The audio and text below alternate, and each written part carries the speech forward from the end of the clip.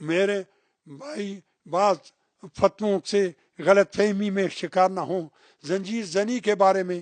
اور کما زنی کے بارے میں میرا فتویٰ دنیا میں نشر ہو چکا ہے، میرا فتویٰ وہی باقی ہے اور اس میں کوئی رد و بدل نہیں ہے اور نہ ہے، بلکہ اس کی تائید کے لیے میں ایک روایت عرض کرتا ہوں کہ ایک جناب امام زین العابدین کے پاس ایک مومن آیا، مومن وہ اصل میں عیسائی تھا، وہ مومن ہو گیا تھا اس کے بعد میں، اس نے کہا میں نے خواب میں جناب زہرا کو دیکھا ہے، ان کی گود میں امام حسین کا سر تھا اور وہ اس طرح پیٹ رہی تھی۔ تو امام نے جب یہ خواب سنی فوراً اٹھ کے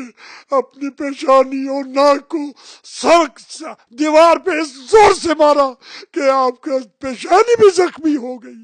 آپ کا بینی بھی، ناک بھی زخمی ہو گیا، آپ خون سے لت پت ہو گئے۔ جو اس طرح زنجیر مار کر، جو آپ کم ازلی کر کے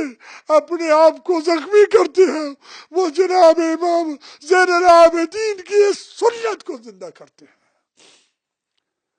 بہرحال میں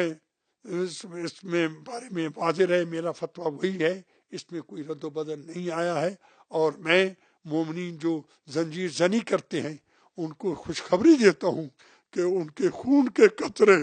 فرشتے جمع کر کے قیامت کے دن جناب زہرا کے سامنے پیش کریں گے تاکہ جناب زہرا ان کے لیے شفاعت کرے، لیکن اسی صورت میں کہ یہ نماز کی پابندی بھی کریں۔ میری دعا ہے خداوند عالم مجھے اور تمام شیعوں کو عزاداری کی پابندی کی اور اس کو صحیح طرح برپا کرنے کی توفیق عطا فرمائے، اور میں دوبارہ امام زمانہ کو اور دنیا کے تمام شیعوں کو جس کو میری یہ آواز پہنچے یا نہ پہنچے ان کو اس مصیبت کی کیا کہتے ہیں کہ عزاداری اور اس کی تعزیت پیش کرتا ہوں۔ خدایا مجھے امام حسین کی خدمت کے لیے زندہ رکھ کہ میں اپنی قوم کو مرنے سے پہلے ایسی قوم بنا جاؤں کہ جو امام زمانہ کے ظہور کے لیے رستہ عمل کرے۔